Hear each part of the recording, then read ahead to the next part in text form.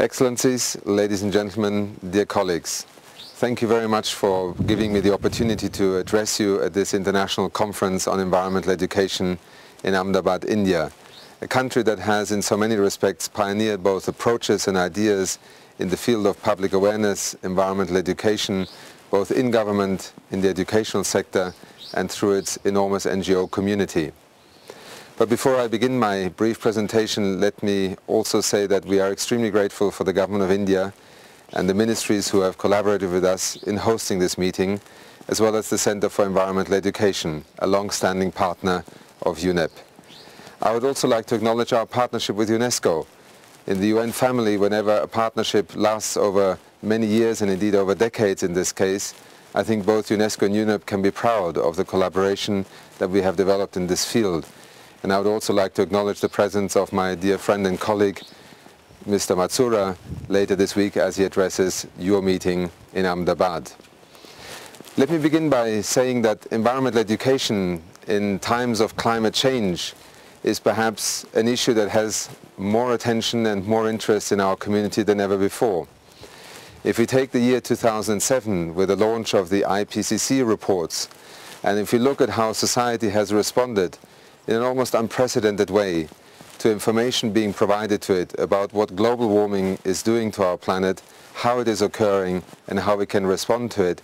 then I think we can all feel proud that in many respects we have this year proven that even when we have complex science, if we can translate it into meaningful messages, if we can raise the awareness of people,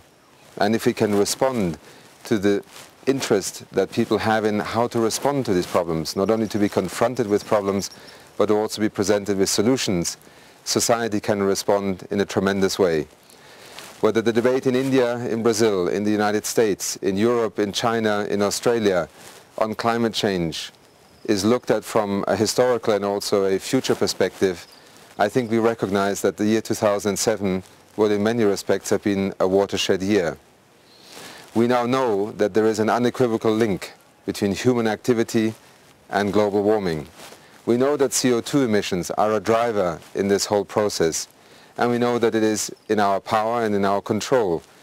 to address this issue by beginning to tackle the challenge of moving towards a low-carbon economy and society. The IPCC report, which was launched last week by the Secretary General and Dr. Pachauri, a son of India who has been the extraordinary chair who has led this process over the last few years, has given the world not only a synthesis of the various reports that the IPCC produced this year, it has also given us a roadmap of how to move ahead. The challenge before us now is how to respond to the opportunities we have, but also the challenges that we will face. And clearly, the opportunities are enormous. We now know that if we as a global community respond to climate change collectively, if we mobilize our economic and technological resources, and if we look also at how nations can work together in helping each other address climate change, we are not doomed to a world in which global warming is inevitable, at least not in the long term. But environmental awareness, environmental education, the empowering of people to not only be told what to do, but to understand why and how they can play a part in shaping those responses will be central in making climate change and global warming not only a phenomenon that most of us have to be scared of, but rather one that we understand, that we accept, and that we respond to as intelligent human beings. Scientific information and general knowledge about what is happening to our planet is about empowering people. It gives us the opportunity to understand how we can make a difference. I think we are still learning, both in the formal education sector, in the public awareness work that we do, in the media outreach, and in general, how best to bring the complexity of our planetary systems, the complexity of ecology, the complexity of global warming,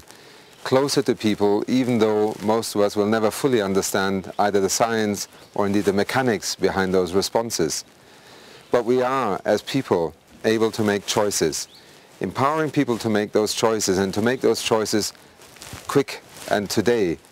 ultimately depends on environmental awareness and education reaching literally every person on this planet.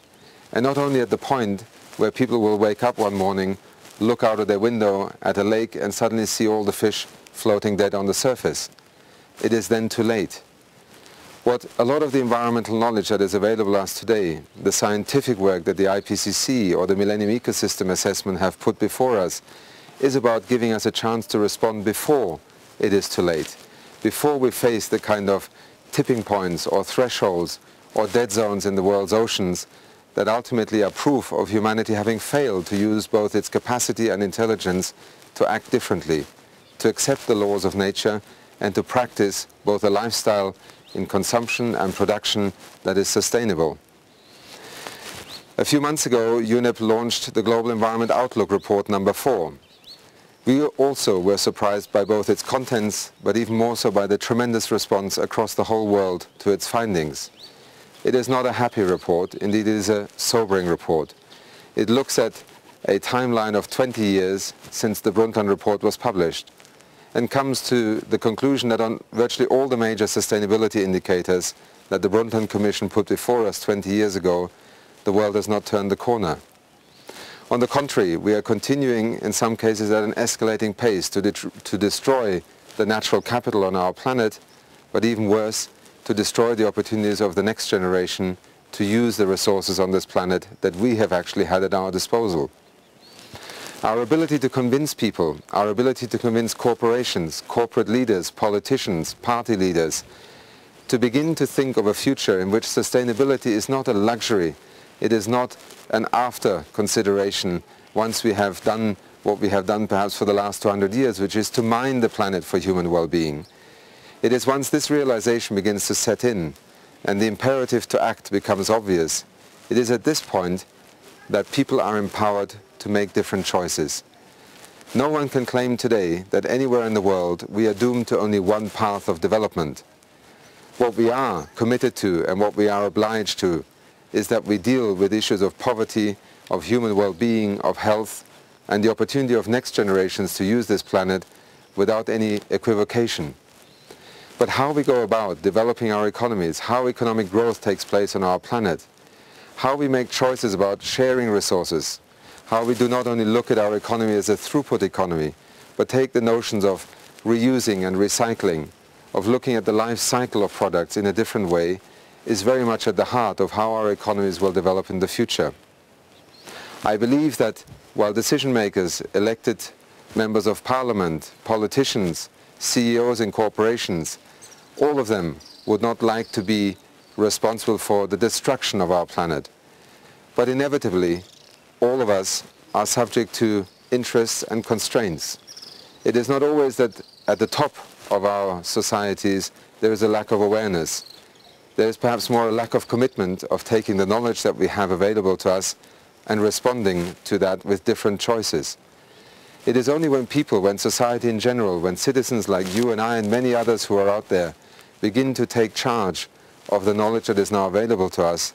then politics and the economy will follow. It is in that sense that learning and environmental education and environmental awareness are in some respects perhaps the key to now having a global response not only to climate change and global warming, but indeed to the whole challenge of environmental change that we have unleashed on our planet, for that response to take place with a different urgency and also capacity and commitment than in the past decades. It is frustrating to be an environmentalist in the 21st century. Frustrating because we have so much knowledge and we have so many opportunities to respond to what we see so clearly, which is a continuous depreciation of the capacity of our planet to sustain us, particularly as we become 7, 8 and 9 billion people on this planet. Environmental education does hold the key to empowering people to make those choices today that will allow us to look perhaps in 20 years' time at those key indicators for sustainability with more optimism and also with more satisfaction. Satisfaction at having accomplished what we and generations before us have so far failed to do. And that is a very simple message. Unless we begin to act more intelligently on our planet, we are dooming ourselves to a bleaker and bleaker future. People across the planet are already paying that price today, whether in terms of the hundreds of thousands who die of air pollution, or whether the people are confronted by some of the extreme weather events that are now becoming more frequent and more extreme on our planet, or indeed people who are confronted with chemical substances that really should no longer pose a risk to us in a global world that is full of information and knowledge. These are just some thoughts that I wanted to share with you, both in terms of encouraging you to look at both your meeting, but also the role that all of you play in your fields of work as immensely important to our work in UNEP, to the work in UNESCO, but ultimately to humanity, to be able to address where we all are trying to head, a more sustainable future. Thank you.